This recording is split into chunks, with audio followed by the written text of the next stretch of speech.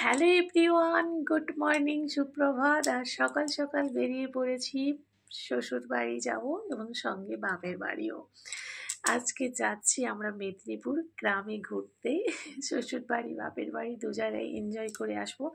সমস্ত কিছুই তোমাদের সঙ্গে শেয়ার করার চেষ্টা করব যতটা পারবো। তার আগে সবাইকে জানিয়ে দিই গুড মর্নিং, সুপ্রভাত। কেমন আছো বন্ধুরা? আশা করি সবাই খুব খুব ভালো আছো। তোমাদের আশীর্বাদ ভালোবাসায় আমিও খুব খুব ভালো আছি। তোমাদের ভালোবাসা ছাড়া কখনোই যেন সম্ভব নয়। যতটা পথ আসতে পেরেছি শুধুমাত্র তোমাদের ভালোবাসায়। এইভাবে পাশে থেকেও ভালো রাখো আমাকেও, আর আমিও চেষ্টা করব তোমাদের ভালো রাখতে। বুধবার দিন সবাইকে গুড মর্নিং সুপ্রভাত জানিয়ে দিনটা শুরু করছি। চলো আমরা যাচ্ছি মেদিনীপুর ট্যুর, আর তোমাদেরকে অনেক অনেক ভালোবাসার টাটা। সকাল সকাল তোমাদের গুড মর্নিং সুপ্রভাত জানিয়ে ভোর 3টের সময় বেরিয়ে চলে এসেছি বিশ্ব বাংলাতে। আচ্ছা, রাতের বেলা বিশ্ব বাংলা তোমাদের কেমন লাগে?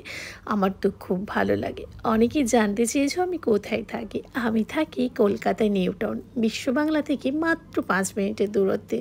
আর শুনশান এই কলকাতা তোমাদের কেমন লেগেছে? কলকাতাতে নিউ টাউন, আর এই শুনশান নিউ টাউন তো আমার খুব পছন্দের। চারিদিকে আলোয় আলোয় ভরা আর সুন্দর একটা পরিবেশ, স্নিগ্ধতা আর সকালে সুন্দর ফুরফুরে ঠান্ডা ঠান্ডা হাওয়ায় আমরা বেরিয়ে পড়েছি মেদিনীপুরের উদ্দেশ্যে। New Town to Medinipur. আজকে লং ড্রাইভ একেবারে। আমরা আমাদের গাড়ির জন্য অপেক্ষা করছিলাম। এই যে গাড়িটা দাঁড়িয়ে আছে, ওনাকে আমরা জিজ্ঞেস করেছিলাম হাওড়া যেতে কত নেবে। উনি সকালে এত পরিমাণে রেট বলেছে যাতে আমরা চমকে গেছিলাম। তাই অনেকক্ষণ দাঁড়াতে দাঁড়াতে তোমাদের সঙ্গে ভিডিও শেয়ার করলাম। দেখো এই জিনিসটা কত সুন্দর। বিশ্ব বাংলায় আসলেই সবাই তো এই জিনিসটা অবশ্যই দেখবে। সঙ্গে বিশ্ব বাংলার এই শুনশান জায়গাটা তোমাদের কেমন লেগেছে এখন অবশ্যই জানাতে ভুলো না। এইদিকে আমার সোনা বাবাকে দেখো, গাড়ি যত লেট করছে তত সোনা বাবার দুষ্টুমি আরও বেড়ে যাচ্ছে। কখন মেদিনীপুরে দাদু ঠাম্মা আর মামার বাড়ি যাবে। তাই আমরা কিন্তু একেবারে দুটো ট্যুর করতে যাব, একটা বাপের বাড়ি, একটা হচ্ছে শ্বশুর বাড়ি। তাই অনেকের প্রশ্ন হতে পারে তুমি এত ভোরে বাড়ি যাচ্ছ আর গ্রামের বাড়ি তুমি চুড়িদার পরেছো। আমি সোজা গিয়ে উঠবো বাপের বাড়িতে, কারণ শ্বশুর বাড়িতে আমি কোনোদিনও চুড়িদার পরি না। যা পরি নিউ টাউনে আর হচ্ছে বাপের বাড়ি গেলে। তারপরে তোমাদের সঙ্গে গল্প করতে করতে আমি চলে আসলাম হাওড়াতে। দেখেই তোমরা অনেকে চিনতে পেরে গেছো যে এটা হাওড়া ব্রিজ। এতে আর তোমাদের গোপন করার কিচ্ছু নেই। হাওড়া ব্রিজটা তোমাদের সঙ্গে শেয়ার করতে করতে মা গঙ্গাকে প্রণাম করে সোজা আমরা চলে গেলাম ট্রেন ধরার উদ্দেশ্যে। এই শুনশান পরিবেশ তোমাদের কেমন লেগেছে বলো? হাওড়া ব্রিজটা একেবারে নয় ফাঁকা ফাঁকা, আর একেবারে লোক জনবসতি এত রাতেও নেই। রাত পড়বো না, ঠিক ভোর ভোর হয়ে আসছে, কিন্তু এত পরিমাণে আলো যে মনেই হচ্ছে না এটা একবারে ভোরবেলা, মনে হচ্ছে অনেক দিনের বেলা, কিন্তু না, এটা হচ্ছে ভোর 3টের সময়। তারপরে আমরা সোজা ঢুকে গেলাম একেবারে হাওড়াতে। এখানে ট্রেনের টিকিট কেটে আমরা ঢুকে পড়েছি ট্রেনে। তারপরে দেখো কত লোকজন, এখানে সবসময় যেন লোকের মেলা, তাই না বলো? তাই বলে হাওড়াতে একটু এদিক ওদিক হলে হাওড়া হয়ে যাব।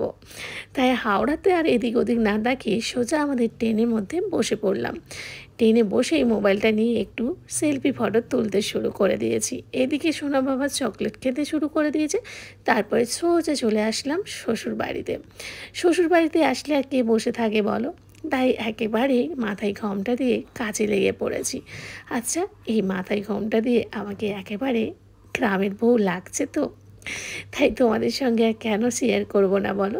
তারপরে এই যে দেখো গোবর নিয়েই বসে পড়েছি লাতা দিতে।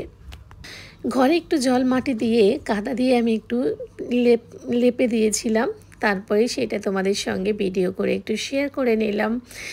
আমি না এটা ওটা বলতে বলতে ভুলেই যাচ্ছি, কারণ অনেক দিন হয়ে গেল এরকম লেপা হয়নি। তাই আজকে লেপে লেপে কত সুন্দর লাগছে বলো তো। আর তোমরা সবাই জানো আমার ছেলের আজকে মানস শুধ হবে, তাই একেবারে সকাল সকাল ঘরে ঢুকে গেছি। আর ঢুকেই আমি কাজবাজ শেষ করে সোজা চলে যাব মেলাতে।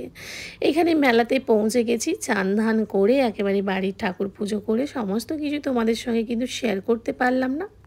মেলায় ঢুকলে কাদের ছোট ছোট দুষ্টু ছেলেগুলো এরকম খেলনা নেওয়ার জন্য ব্যস্ত থাকে বলো তো? আমার দেখো ছেলে কাণ্ড। তারপরে মেলাতে ছেলেকে একটা চিপস কিনে দিলাম আর আমি একটু সেলফি তুলে নিলাম তোমাদের সঙ্গে। একেবারে মাথায় ঘোমটা দিয়ে লাল পাড় সাদা শাড়ি আর কালো শাড়িতে জমে উঠেছে। এই যে আমার দুটো হচ্ছে রায়বাঘিনী ননদিনী। আচ্ছা না না, রায়বাঘিনী হতে পারে কিন্তু ননদিনী আমার খুব মিষ্টি, রায়বাঘিনী একেবারেই নয়। কারণ রায়বাঘিনীর কোনো ছাপই ওদের মধ্যে নেই। আজকে 12 বছর ওদের সঙ্গে হাসি খুশিতে মেজাজে কাটিয়ে দিয়েছি। এদিকে আমার বড় ননদিনী ফল কাটায় ব্যস্ত আর আমি ননদিনীর ফটো তুলেই ব্যস্ত। তারপরে এখানে মন্দিরে কিছু মিষ্টিভোগ নিয়ে আমি চলে এসেছিলাম পুজো দিতে। এখানে আজকে রাতেই হবে বাতাসা হরিলোট, কারণ ছেলের ওজনে বাতাসে দেবো বলে রেখেছিল তার দাদু। অনেক দিন হলো আমাদের মানত শোধ করার জন্য বলছিল, না আমাদের টাইম ছিল না হচ্ছে পুজোর টাইমের সঙ্গে আমাদের কোনো টাইম মিলছিল, তার জন্য দিতে পারছিলাম না। ছেলে 5 বছর পূরণ হতেই চলে আসলাম মন্দিরে পুজো দিতে। আর প্যান্ডেলটাকে এত সুন্দরভাবে সাজিয়েছে। ও আচ্ছা, তোমাদের বলা হয়নি এটা কি মন্দির। এটা পুজো করে প্রত্যেক বছরই মা সন্তোষী পুজো। সন্তোষী পুজোতে আমরা পুজো নিয়ে এসেছিলাম আর ছেলের মানতে বাতাসা আছে। এইখানে সবে সবে পুজো বসছিল, তাই দোকানপাটগুলো কিছু খোলা ছিল কিছু বন্ধ ছিল, কারণ এখন হচ্ছে দুপুরবেলা। তারপরে যে রায়বাঘিনীর ননদিনী আমার ফল কেটেছিল সেই ফলগুলো নিতে যাচ্ছি আমি মন্দিরের ভেতরে। আমার দু ননদের সঙ্গে আমার সম্পর্ক একেবারে দু বোনের মতো, মিষ্টি মধুর সম্পর্ক। আমাদের সম্পর্ক কিন্তু রায়বাঘিনী একেবারেই নয়। তাই আর কি মেরেই আমি বললাম রায়বাঘিনী। আর প্যান্ডেলটাকে এত সুন্দরভাবে সাজিয়েছে তোমাদের কি বলবো। এখানে আমি পুজো নিয়ে চলে এসেছিলাম আর দেখো কাপড়ও দিয়েছিলাম মাকে। সেই কাপড়টা মায়ের পায়ের কাছে যে তোমাদের আর দেখানো হয়নি। তারপরে কর্তামশাই এখানে রোদের মধ্যে দাঁড়িয়েছিল অনেকক্ষণ আর ছেলে বললো জাম্পিংয়ে উঠবে। এখানে মজার ব্যাপার হচ্ছে জাম্পিংটা সবে সবে লাগিয়েছে, লোকগুলো খেতে গেছিলো, তাই আমার ছেলে আর একটা ছেলে দুজনেই মিলে নাচানাচি করতে শুরু করে দিয়েছে। ফ্রিতে নাচ পেলে কার নাচতে ভালো লাগে বলো তো, তারপরে তো বাচ্চা। এখানে আমার শ্বশুর শাশুড়ি মা তারাও চলে এসেছিলো পুজো দেওয়ার জন্য। মা এখানে মানে গোছানো গোছানি কাজগুলো করছিল। তারপরে রাতে দেখো কি সুন্দর বিচিত্রা অনুষ্ঠান হচ্ছিল, ছোট কচি কাচাদের নিয়ে সুন্দর সুন্দর ড্যান্স পারফরমেন্স। আর এটা তো দেখেই বুঝতে পারছো আমাদের আর্মিদের নিয়ে একটা গান হচ্ছিল। সমস্ত আর্মিকে আমার তরফ থেকে অনেক অনেক ভালোবাসার শুভেচ্ছা, স্যালুট। তারপরে এখানে ছেলের বায়না যে আমার আরও একটা গাড়ি চাই। এবার কি করবে, ছেলের বাবা আর ছেলের দাদু গিয়ে ছেলের জন্য একটা গাড়ি কিনলো। আজকে আসি, আবার দেখা হবে, টাটা।